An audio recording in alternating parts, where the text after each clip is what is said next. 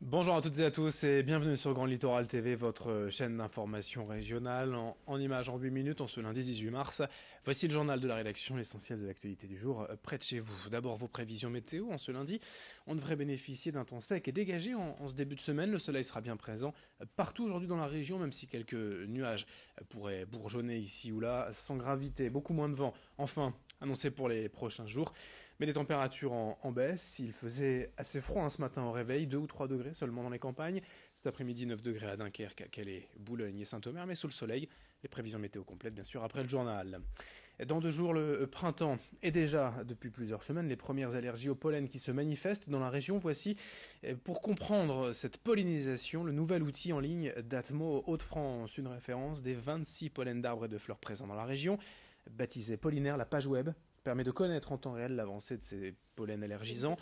En effet, la floraison et donc la pollinisation de certaines espèces ne survient pas en même temps à Marseille, Paris, Lille, Calais, d'où l'intérêt de suivre en direct la progression des pollens concernés, car la réussite de ce site est avant tout liée à l'action du public. Ce sont des bénévoles directement qui, chez eux, dans leur jardin ou en balade, recensent le type de fleurs et donc de pollen présent. Vous pouvez d'ailleurs vous inscrire et participer sur le site d'Atmo en devenant sentinelle. Vous recevrez une loupe et un manuel pour comprendre la démarche. Explication au micro de Vincent Vieillard. Les bénévoles, les sentinelles qui sont inscrits sur le site Pollinaire vont recevoir une petite loupe comme celle-ci, un guide d'observation, alors qui est vraiment très bien documenté, où on voit les différentes phases de végétation des plantes. Alors en tout, il y a 26 plantes allergisantes qui ont été détectées dans la région. Et en plus de ces outils qu'on leur distribue, qu'on leur envoie, on a mis en place deux formations, une sur Lille, une sur Amiens. Donc celle de Lille, elle va avoir lieu le 26 mars prochain, donc c'est très bientôt, un samedi matin. Et la seconde aura lieu le samedi 2 avril à Amiens, toujours un samedi matin aussi. Alors pour s'inscrire, il faut déjà être sentinelle, puisque c'est une formation complémentaire aux informations qu'ils vont avoir dans leur petit livret. Mais il n'est pas trop tard pour s'inscrire à la fois pour être sentinelle et ensuite pour faire la formation.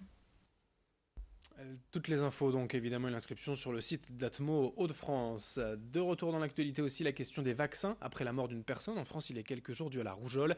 Une situation inacceptable selon la ministre de la Santé Agnès Buzyn qui en a profité pour regretter les manquements de certaines régions en termes de vaccination. Et nous sommes évidemment concernés. Explication en plateau avec Xavier Silly. Dans les Hauts-de-France, la couverture vaccinale contre la rougeole reste bien insuffisante et pourtant, un premier chiffre peut sembler très bon de prime abord. 90% des enfants de 2 ans bénéficient de la première dose du vaccin. C'est pour la deuxième et dernière dose que tout cela se complique, puisque celle-ci est bien moins administrée.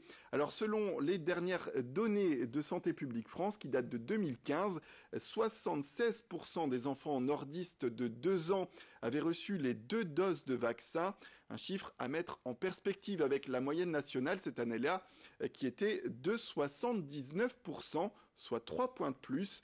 Alors c'est dans le Nord que les chiffres sont les plus bas, avec en 2015 une deuxième dose administrée à seulement 74% des enfants de 2 ans. Le résultat est là, avec une couverture vaccinale de 2 doses ainsi insuffisante, eh bien le risque d'épidémie augmente largement.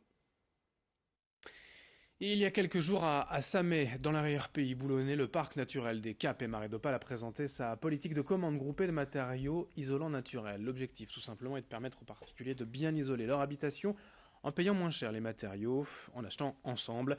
Au menu de la fibre de bois, des textiles recyclés, de la ouate de cellulose ou du chanvre, des isolants biosourcés et employés dans la construction et la rénovation qui présentent de très bonnes performances thermiques. En moyenne, ces commandes groupées permettent de faire baisser le prix de 15 à 20%.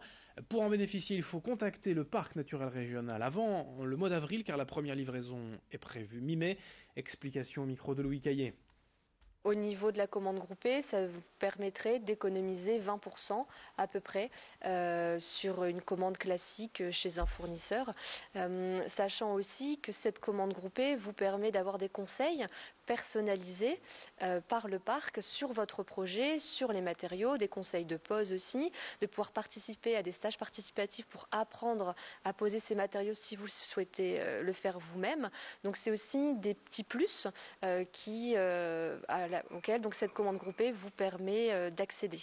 Si vous le faites vous-même, c'est 40% aussi facilement d'économie par rapport à un devis classique de réalisation par un artisan. À Calais, les entrepreneurs du CJD étaient réunis la semaine dernière au Forum Gambetta pour se rencontrer, discuter, prendre du recul sur leur quotidien et voir l'actualité économique de manière plus optimiste. Le CJD, c'est le Centre des jeunes dirigeants, association nationale implantée sur de nombreux territoires, dont la Côte d'Opale, et qui permet à ses membres d'affronter ensemble la réalité de l'entrepreneuriat. Lors de cet événement calaisien, 2 intervenants, Chris Delpierre, entrepreneur lillois, et Michel Poulard, conférencier, étaient face aux quelques 300 jeunes dirigeants réunis à cette occasion. Explication recueillie par Louis Caillé. Personne n'y réfléchit vraiment. Est-ce qu'on est vraiment en train de prendre conscience ? C'est justement la thématique phare de l'année prochaine au CJD, on est en train de travailler dessus. On a une thématique planète qui va nous proposer de remettre en question nos propres entreprises et de réfléchir à ce qu'on pourrait faire réellement. Au-delà du greenwashing, qui est, on va dire, le traitement principal de tous les entrepreneurs, du moins ce qu'on en voit, qu'est-ce qu'on peut faire pour diminuer notre impact ? On n'a pas de solution encore, je ne sais pas si eux en ont dans les grandes entreprises. On va se poser la question et travailler sérieusement dessus. On termine avec un mot de sport. Il n'y avait pas de basket ni de JP Elite ce week-end sur la Côte d'Opale pour le BCM ou le SSM. Il y avait du football en revanche en championnat national vendredi soir, fortune diverse pour les clubs de la Côte d'Opale, avec d'abord la défaite de l'USLD Dunkerque qui s'incline à domicile 4-1 face à Bourg-Péronal. Les Dunkerquois sont toujours en danger. Dans la zone rouge, 16e, antépénultième, les Dunkerquois sont menacés de relégation. En revanche, Boulogne peut encore finalement croire à la montée, ce sera compliqué. Boulogne qui s'est imposé chez les Manceaux au Mans, la MMA Arena ce week-end, 3-2, une belle victoire pour Boulogne, 7e au classement avec 37 points.